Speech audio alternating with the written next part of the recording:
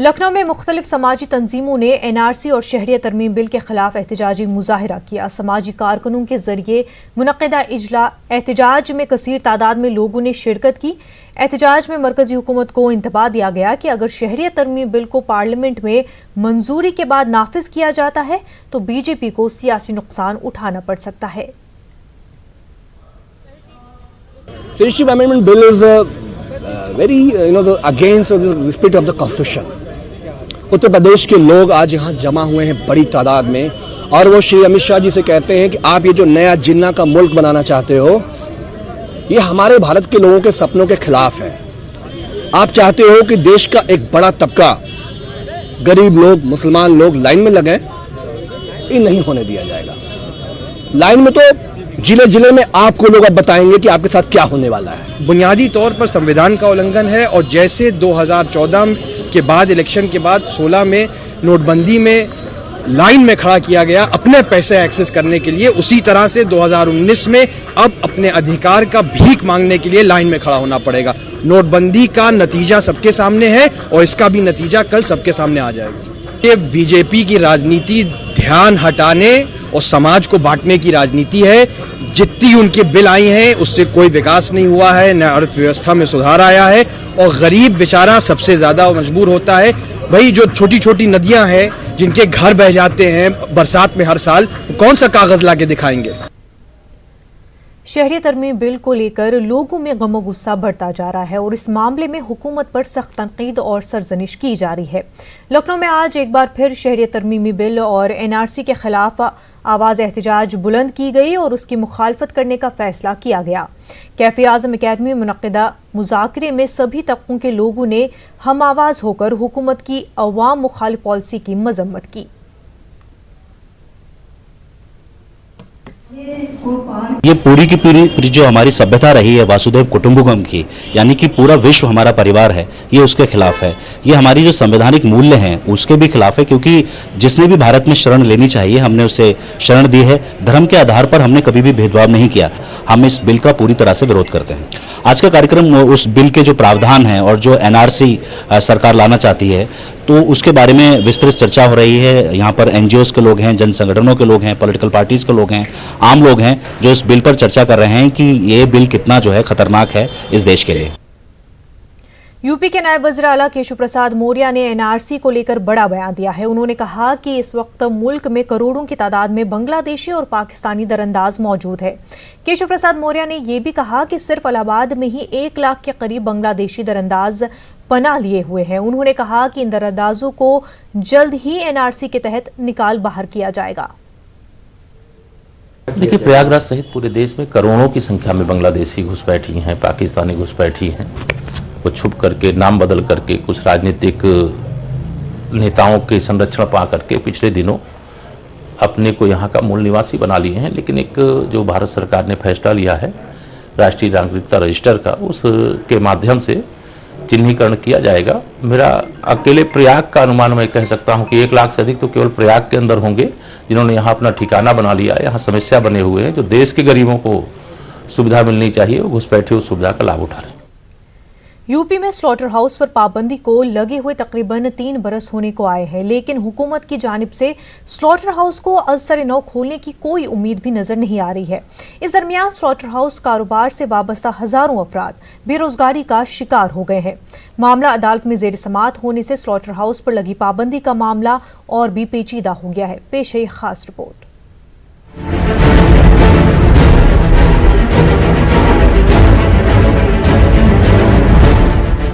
Allahabad high court के हुक्म के बावजूद योगी हुकूमत ने स्लॉटर हाउस पर लगी पाबंदी को अभी तक नहीं उठाया है, बल्कि 20 जनवरी 2018 को योगी हुकूमत ने ऑर्डिनेंस जारी करके स्लॉटर हाउस पर पाबंदी को कानूनी शक्ल दे दी है।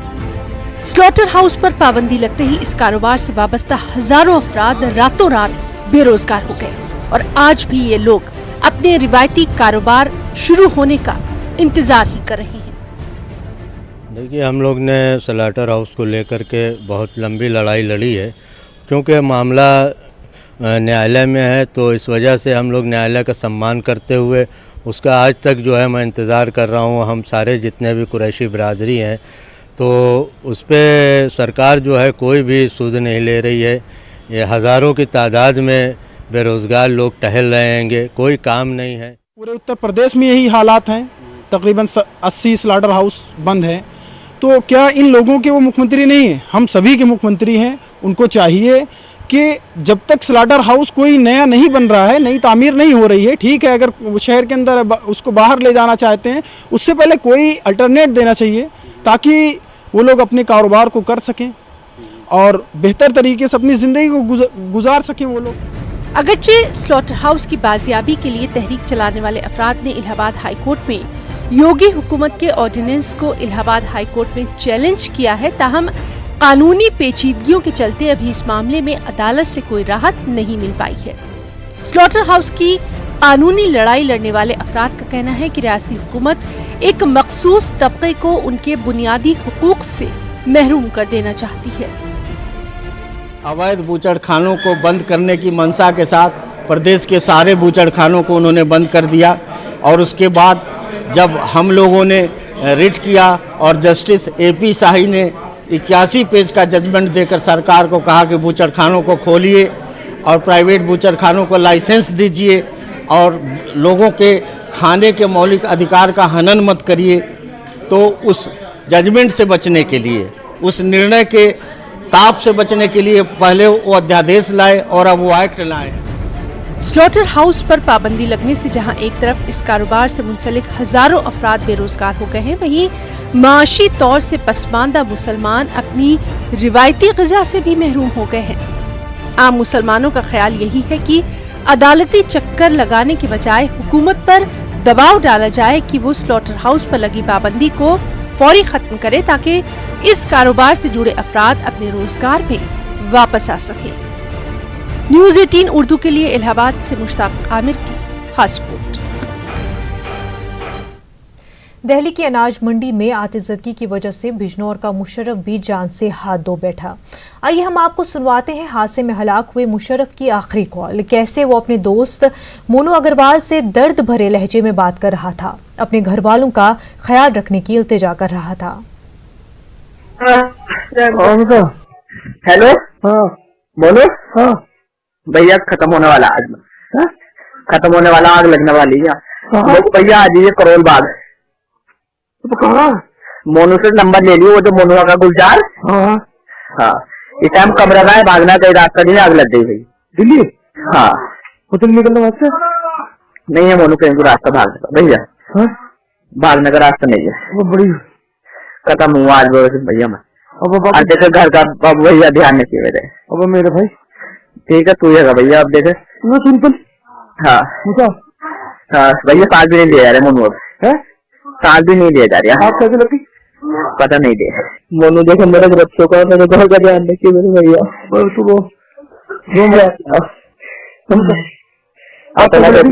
पता ना, ठीक है, कोशिश कर बचने की, कोशिश कर। नहीं भैया बस रख देते, ठीक। साल का तो आरा बंद हो गया। बोलू यार तो भैया क्या होगा भैया, मेरा डर था भी। कोशिश कर निकलने की, बात बताइए बाबू। देखो मोनू नहीं है भैया, नहीं है।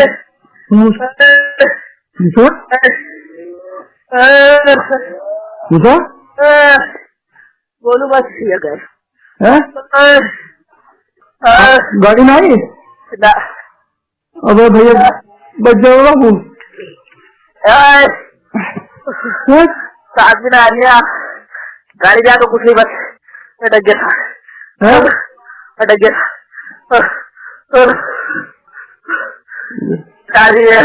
हाँ आ जाऊंगा मैं, आ जाऊंगा, तू टेंशन नहीं ले, आ जा मेरे भैया, आ जा, आ जा, आ जा,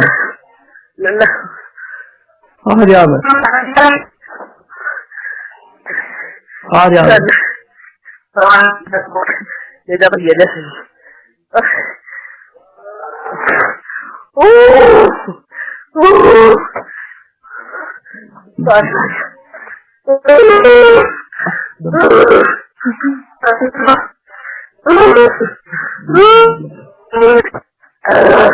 बोलो। हाँ भैया,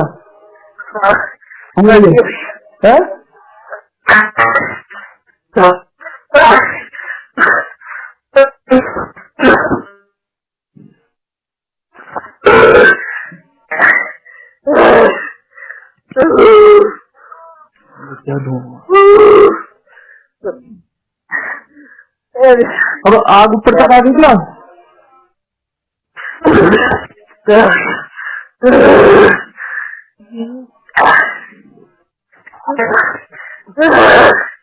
चल गया। हेलो, हाँ मुझे मोनू 5,000 रुपए वो जो हफीजिया का थे इमामुद्दीन से दिलवा दिए 5,000 रुपए। किससे? इमामुद्दीन हफीजी मोनू से। अच्छा दिलवा दूंगा मैं, दे दूंगा, टेंशन मत ले। दे दूंगा ना ना रखना का ना रे, तू घबरा रहा तू सही हो जाए, कुछ ना होने का, कुछ ना होने का, घबरा मत, घबरा मत, घबरा मत। पानी वाले तो आए ना,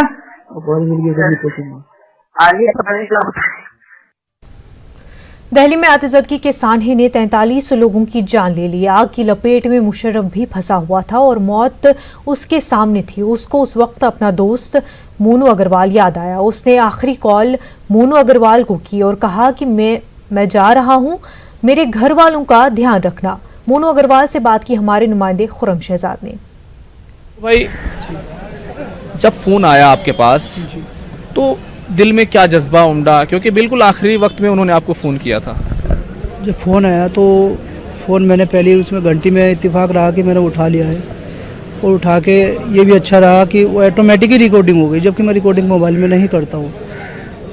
फ़ोन आया, मैंने हेलो, नींद में ही था, भैया मैं मरने वाला, दिल्ली में आग, यहाँ आग लग गई, मैं दिल्ली में, मुझे आग लग गई। मैं कहाँ, मैं नींद में, आप सुन ही रहे होंगे कि मुझसे भी और रूह कांप गई मेरी बहुत ज़्यादा, मैं भी एकदम से हेल्पलेस हो गया। मैंने उससे कहा, मैं कहा भैया उसे कॉल कर दो, क्या बोलते हैं उसको, फायर ब्रिगेड को। मैं कहा वहाँ से कूदने का, कोई बोला भैया कूदने का निकलना कोई साधन नहीं है यहाँ से। फायर ब्रिगेडर को मैंने उसको कहा कॉल कर लो, तो उसने ये कहा कि भैया यहाँ जो है नीचे आदमी खड़े वो कर रहे होंगे कॉल, तो मगर वहाँ से भाग लो। तो उन्होंने फिर भी लास्ट टाइम ये बोला कि वो घर का ध्यान रखना, मेरे बच्चों का ध्यान रखना, और घर का भैया किसी को मतलब घर वालों को भी ना इत्तला मत देना। मैंने ऑडियो में सुना कि उन्होंने कहा कि आप कल यहाँ ज़रूर आइएगा, आपको बुलाया था उन्होंने, आप आए यहाँ पे? जी, उसने मुझसे कहा भैया मुझे कल को यहाँ से जरूर ले जाइए, कल को यहाँ से ले जाइए। मुझे लग नहीं रहा था कि ऐसा होगा, मेरी एक उम्मीद थी कि मगर शायद ऐसा ना हो, बच जाए, मेरा भाई सही सलामत हो। बीमार होता कुछ होता मैं उसे कोशिश करके भीख मांग के कुछ भी मैं बचा लेता, मगर ये नहीं पता था कि ऐसा होगा। उसने लास्ट तक भी एक बात बोली, अगर आपने वीडियो सुनी हो वो, तो उसने ये कहा कि ये मत सोचना मैं तेरे साथ ही रहूँगा, मैं हमेशा तेरे साथ रहूँगा। उन्होंने कहा मैं आपके साथ रहूँगा। कितनी पुरानी दोस्ती थी आपकी और किस तरह के ताल्लुकात दोनों आपके और उनके परिवार के बीच में थे? जी बचपन से थे, और लगभग वो 30-32 साल का वो भी, और मैं भी जब से बचपन से पैदा हुए थे। मेरे पापा एक्सपायर हो गए थे, मुझे 8 साल की उम्र को छोड़ के सबसे घर का मैं बड़ा हूँ। शादी ब्याह में भी हम लोग साथ रहे, और एक साथ ही हमने जहाँ भी गए, एक लोग चाहे वो किसी की भी शादी हुई साथ ही गए हैं, साथ ही आए हैं। मुस्लिमों में भी अगर शादी हुई है तो उसने कभी ये नहीं कि हाँ मैं खाना वहाँ खाऊंगा, खाना हमारे साथ ही खाया, जो हमने खाया वो उसने खाया, जो हमने कहीं हम लोग गए जो हमने खाया वो उसने खाया। अब जो लोग हिंदू मुसलमान की बातें करते हैं, आप क्योंकि उनके दोस्त हैं और उन्होंने अपने सबसे आखिरी लम्हे में आपको याद किया था, उन लोगों से क्या कहेंगे, इस देश के लिए क्या कहेंगे? मैं यही कहना चाहूँगा कि हिंदू मुसलमान क्या 4 दिन की ज़िंदगी है, आदमी सुकून से जीनी चाहिए, सब भाई अपने भाई हैं। आगे दूसरों की सोच है, मैं किसी की सोच तो नहीं बदल सकता, वो उनकी सोच है, मगर मेरी सोच कभी ऐसी नहीं रही, क्योंकि जो मैं ये कहूँ कि हाँ मुसलमान ऐसे है वैसे नहीं, मैं नहीं कह सकता। हमें तो हमेशा कभी भी कोई प्रॉब्लम पड़ी है, हिंदू मुसलमान सब बराबर में खड़े रहे हैं हमारे साथ, और आज भी खड़े रहते हैं। जो लोग ऐसी सोच रखते हैं उनसे क्या कहेंगे? वो अगर ऐसी सोच जो भी रखते हैं वो घटिया लोग हैं। ठीक है, हमें ऊपर वाले ने जिस धर्म में जन्म दे दिया वो उस मालिक की इच्छा है, मगर हम एक जगह रह सकते हैं। क्योंकि उन्होंने कहा था कि मेरे घर वालों का, मेरे परिवार का ख्याल रखना। उनके परिवार की कैसी हालत है कि आप जानते होंगे, और दूसरा ये कि अब क्या प्लानिंग की है आपने उसके लिए? अभी तो आप जान सकते हैं कि प्लानिंग ऐसे में क्या प्लानिंग की जाएगी। प्लानिंग अभी तो गम बहुत है, नहीं सोच जो है वो करेंगे, अभी आपसे नहीं कर सकता मैं इस बात के लिए भी, अभी तो तो दोस्त ने बुलाया है, दोस्ती के लिए आए हैं और दोस्ती जो थी कहना चाहिए कि वो दोनों की दोस्ती, मोनू अग्रवाल और मुशर्रफ की दोस्ती आज कहना चाहिए अमर हो गई है। कैमरामैन प्रहलाद के साथ खुर्रम शहजाद, न्यूज़ 18 उर्दू, दिल्ली। हमारे नुमाइंदे शकील ने बिजनौर में मुशर्रफ के घर वालों से मिलकर उनका हाल जाना और मुशर्रफ की बहन से बातचीत की। साथ है मुशर्रफ का परिवार, आइए बात करते हैं उनकी बहन से। जी क्या नाम है आपका? जी साजिदा जी, मोनू में और मुशर्रफ में किस तरह से दोस्ती थी, कब से दोस्ती थी? बचपन से बहुत अच्छी दोस्ती थी हमारा, उसका पसीना गिरा वो खून बहा देता, दोनों में बहुत अच्छी दोस्ती थी बचपन से, हर दुख दर्द उससे शेयर करता था वो भैया। अब मुशर्रफ तो इस दुनिया में नहीं है, लेकिन एक जिम्मेदारी देके गया है मुशर्रफ। किस तरह से वो जिम्मेदारी अब निभाई जाएगी, चाहे वो मोनू के घर वाले हों, मोनू की मम्मी हो, भैया हो, सब साथ देते हैं। हमारा एक ही परिवार है, बहुत अच्छी तरह लगते हैं हमें, हम कभी अलग नहीं। क्या क्या बात करी मोनू से मुशर्रफ ने आखिरी टाइम में? मेरे परिवार का ध्यान रखिए, मेरे बच्चों का ध्यान रखिए, मेरी अम्मी का भी ध्यान रखिए, मेरी अम्मी से कुछ मत बताना, मुझे लेके चला जाइए, कल को मुझे लेके चला जाइए यहाँ से। पूरे गांव में मातम जैसा माहौल है, हर आंख नम है और मुशर्रफ के लिए सब ये लोग दुआ कर रहे हैं कि जन्नत में आला मुकाम अता फरमाए। बिजनौर से पूरी रिपोर्ट के लिए शकील अहमद, न्यूज़ 18। मारूफ सहाफ़ी, अदीब और दानिश्वर मरहूम हफीज़ नुमानी को आज सैकड़ों लोगों ने नम आंखों के साथ अलविदा कहते हुए सुपर्द खाक कर दिया। गुज़िश्ता शब लखनऊ में हफीज़ नुमानी ने दाई अजल को लब्बैक कहा। वो गुज़िश्ता काफ़ी दिनों से गुर्दों के आर्जे में मुब्तला थे। उनकी नमाज जनाजा आज नदवा में बाद नमाज ज़ोहर अदा की गई और फिर ऐशबाग में वाक़ कब्रिस्तान में तदफीन अमल पेश आया। हफीज़ नुमानी का आबाई वतन सुंभल था और आप एक तवील अरसे से लखनऊ में मुकीम थे। उनकी रहरत के साथ ही अदब सहाफ़त के एक रोशन बाब का खात्मा हो गया। उनकी उम्र 90 साल थी। पसमानदगान में 4 बेटे और 2 बेटियां शामिल हैं।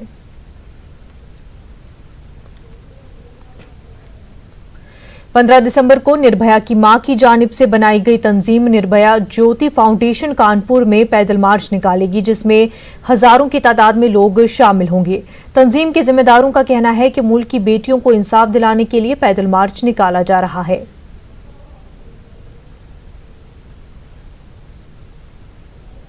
एक प्रोग्राम में शिरकत करने कानपुर पहुंचे ऑल इंडिया कांग्रेस कमेटी के कौमी सेक्रेटरी रोहित चौधरी को उस वक्त झटका लगा जब उनके कानपुर पहुंचने से पहले ही उनके खिलाफ इल्जामात से भरी होर्डिंग लगा दी गई। ताहम रोहित चौधरी शरपसंद अनासिर की कारस्तानी बता रहे हैं।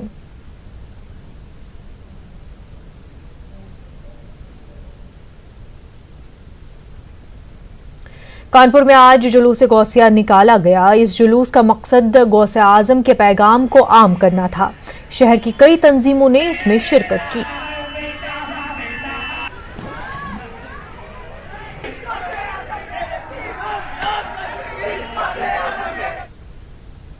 पीराने पीर दस्तगीर हजरत गौसे पाक से मंसूब 11वीं शरीफ की तकरीबात लखनऊ में अकीदत और एहतराम और तज़्को एहतिशाम के साथ मुनक्किद की गई। इस मौके पर कसीदा खानी, नात खानी और तकसीम लंगर समेत मुख्तलिफ किस्म की महफिलों और तकारीब मुनक्किद की गई। हजरत अब्दुल कादिर जीलानी अल मारूफ गौसे पाक की विलादत के ताल्लुक से लखनऊ की दरगाह शाहमीना में राशिद मीनाई की जानिब से जिन प्रोग्रामों का एहतमाम किया गया उनमें बच्चों की हौसला अफजाई, भूखों में खाने की तकसीम और गुरबा में कंबलों की तकसीम को खास अहमियत दी गई। अहम और रोशन पहलू ये भी है कि इस मौके पर दरगाह पर आने वाली तमाम चादरें उन गरीब लोगों के लिए मुख्तस की गई जो बढ़ती सर्दी के मौसम में कपड़ों से महरूम हैं।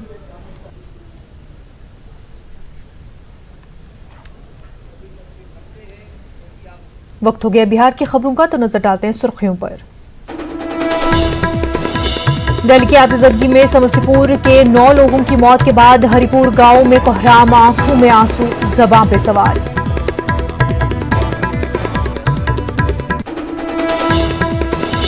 दिल्ली आतिशबाजी में मारे गए लोगों के रिश्तेदारों का हंगामा, हादसे वाली इमारत में घुसने की कोशिश पर पुलिस ने रोका।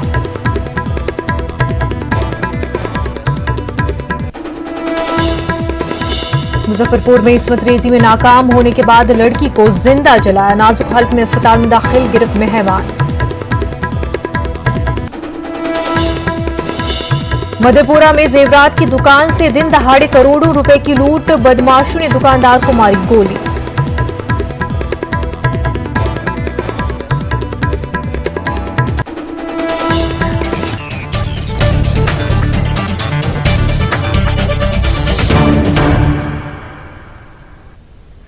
दहली आतिशज़दगी ने बहुत से घरों को भी जला दिया। समस्तीपुर का गांव हरिपुर पर भी दुखों का पहाड़ टूट गया है।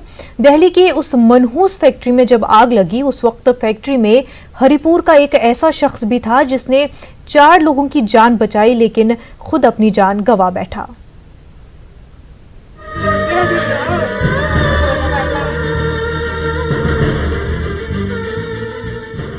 गोद में अपने बच्चों को लिए रोती बिलखती ये वो बदनसीब खातून हैं जिन्होंने दिल्ली की आग में अपने शौहर को ही खो दिया। सदर आलम यही नाम था इनके शौहर का। इनको बोल के गए थे कि तुम्हारे लिए ढेर सारा पैसा कमा कर लाऊंगा, लेकिन दिल्ली से आई इनके बेवा होने की खबर।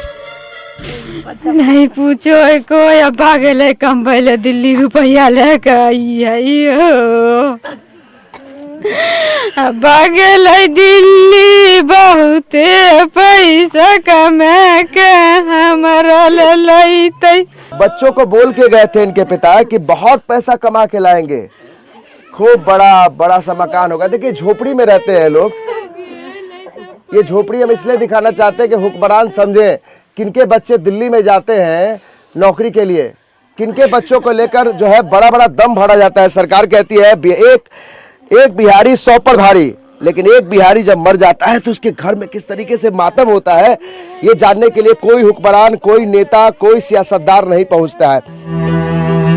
और इन दोनों मासूमों को ये भी पता नहीं कि आखिर इनकी माँ इतना ज़ारो कतार रो क्यों रही है, आज क्यों इनके घर में इतनी भीड़ लगी है, क्यों आज दादी सुबह से ही खाट पर लेटी हैं, जबकि दादी को तो आज पटना के IGIMS अस्पताल जाना था। माँ का देखभाल कैसे चल रहा है, कैसे हो रहा है? अभी तो कुछ भी नहीं हो रहा है चल रहा जाने से, अब देखिए अब क्या होता है वो फरवरी से। सदर आलम तो चला गया, लेकिन सबके दिलों पर अपनी छाप छोड़ गया, क्योंकि जब तक सदर आलम की सांस चलती रही वो अपने साथ वालों को बचाने के लिए अनथक कोशिश करता रहा। 4 लोगों की जान बचाई उसने, बहिफाजत फैक्ट्री से बाहर उन्हें निकाला, लेकिन खुद इस दुनिया को अलविदा कह गया। अब सदर आलम हमारा उसी के ऊपर नाज था, हम लोग का पूरे परिवार का। उसकी माँ भी ऑपरेशन में है, हम भी बीमार है, बहन है शादी करने के लिए। हमारे सदर आलम को छोटा बच्चा है 2, एक हमल से है। सर इसके अभी तक कोई पदाधिकारी, अभी तक हम लोग को कोई खोज खबर जंगल में नहीं आया लेने के लिए।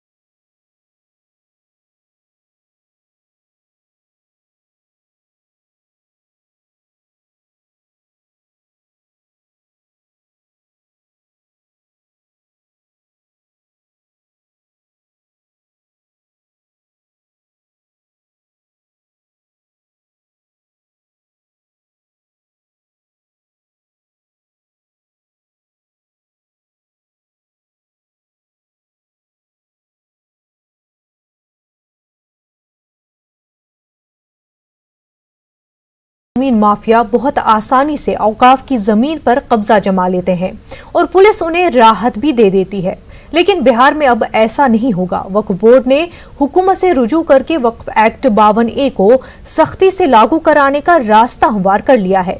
अब देखिए खास रिपोर्ट, हमें दीजिए इजाजत, आदाब।